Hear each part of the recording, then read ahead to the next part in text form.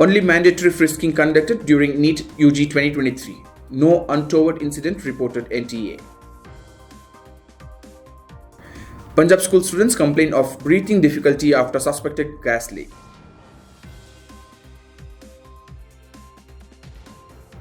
CBSE Class 12th results announced on cbseresults.nic.in. IIT Madras to offer 4-year BS program in Medical Science and Engineering. Manipur violence Kuki Meeti students at JNU organizes donation drive to help displaced people. Uttar Pradesh government brings back 130 students from violence-hit Manipur.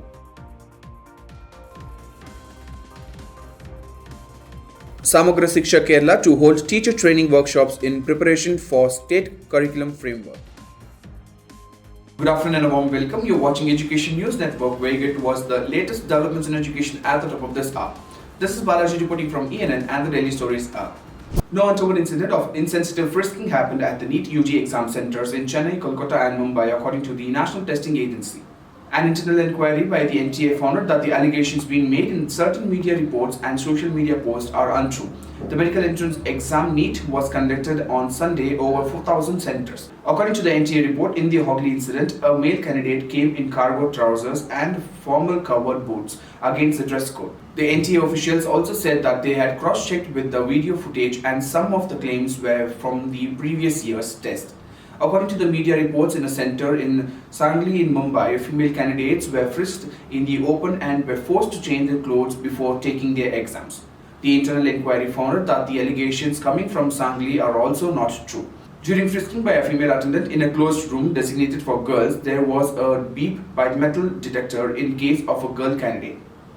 Therefore, the lady frisking representative deployed at the area requested the girl candidate to wear the top properly after thorough frisking. The NTA report said 24 students of a private schools were admitted to a hospital here after they complained of difficulty in breathing following a suspected gas leak from the industrial unit on Thursday, said officials. One of the students were later sent to the Postgraduate Institute of Medical Education and Research in Chandigarh, they said. The incident in Nagal area took place Thursday morning when some students started complaining of difficulty in breathing.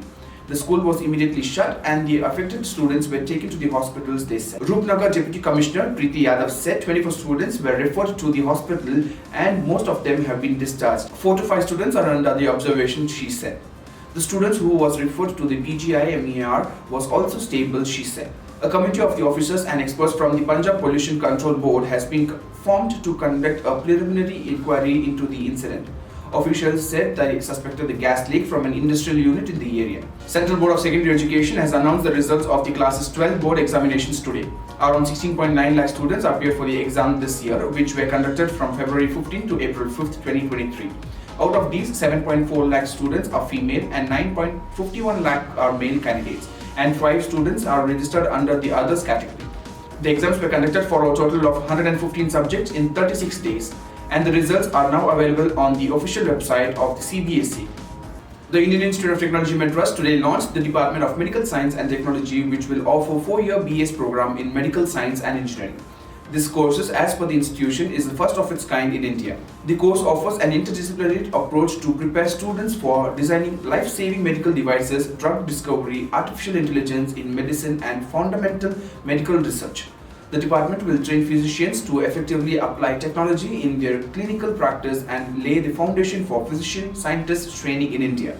Top medical doctors in India and abroad who were also closely involved in the development of the curriculum will be professors of practice in the department, which has already established tie-ups with premier hospitals and medical institutions in India. Narain, co-founder of Cognizant, said collaborative research in medical science can catapult India to the global leader in clinical outcomes. Our leadership in space, nuclear, digital and biotechnology has demonstrated our research capability and potential. Extending this capability to the medicine is a natural next step. JNU students hailing from the northeast states, including those belonging to the Meeti and Kuki community, have joined hands to help people displaced by the recent violence in Manipur, a students' forum said on Thursday. The students under the banner of the Northeast Students Forum of Jawaharlal Nehru University are working round the clock in a bid to help the people from the state by conducting donation drives on the campus. Students who believe humanity comes above everything have already sent Rs 30,000 collected during the collection drives in the past 3 days to the Relief campus in the forum set. The Northeast Students Forum of Jawaharlal Nehru University conducted the donation drive to collect funds to send to the relief camps in Manipur for the victims of violence. A PhD student from Arunachal Pradesh who is part of the forum said. Violent clashes broke out in Manipur after a tribal solidarity march was organized in the Ten Hill district on May 3rd to protest against the Metis community's demand for scheduled tribe status. Since May 4 itself, the NESF sprung into the action and hosted a meeting to figure out the ways to help the displaced people. A student belonging to the Metis community who is pursuing the PhD at the university is of the view that there is no time to blame anyone but to come forward and help people. The Uttar Pradesh government has brought back 130 students of the state from violence in Manipur till Thursday, it said. 32 students were brought back on Thursday while another 12 will return on Friday. On Tuesday and Wednesday, it brought back 98 students according to a statement issued by the government. The students were first being brought to Delhi via different routes. All 32 students who returned on Thursday directly landed at the Lucknow airport. These students were studying in different academic institutions in Manipur and were evacuated on the instructions of the Chief Minister Yogi Adityanath following the outbreak of the violence in the state. Most of the students have already been evacuated from Manipur after bringing back 12 more students on Friday. There were only 16 students left, of whom 5 were refused to come back while 11 came back on their own. Relief Commissioner Prabhu Narain Singh said. Narain Singh added that the state government's priority is to safely bring back the students from Uttar Pradesh studying in Manipur at the earliest. Earlier, we got an information about 136 students being in Manipur for which a campaign was launched to bring them back. After this, 22 more students were found. Now teams are in action to bring them back safe too. Samagra Shiksha Kerala will begin training workshops for lower primary, upper primary and higher secondary teachers in preparation of the state curriculum framework that is expected to be released next week. The workshops will place special focus on the foundational learning of the students in class 1 to 4. It will focus on the foundational learning skills for classes 1 to 2, mathematics for class 3 and English language for class 4. The workshop will also focus on the mental, physical, social and emotional development of the students in secondary and higher secondary classes. Kerala has framed its SCF independent to the Union Government National Curriculum Framework, parts of which the ones for foundational learning and school education have been released. It will also train the teachers on incorporating the VR and AR, artificial intelligence in the teaching and learning process, the General Education Department said. The workshop will discuss the creation of an academic master plan in schools that will focus on developing an inclusive atmosphere for differently able students and special training classes for out-of-school students. Kerala General Education Minister V. Sivankutty will be inaugurating the Teachers' Conference that will be held in 2 phases. Kerala State Council of the Education Research and Training has already prepared modules for the workshops, the General Education Department said in a statement.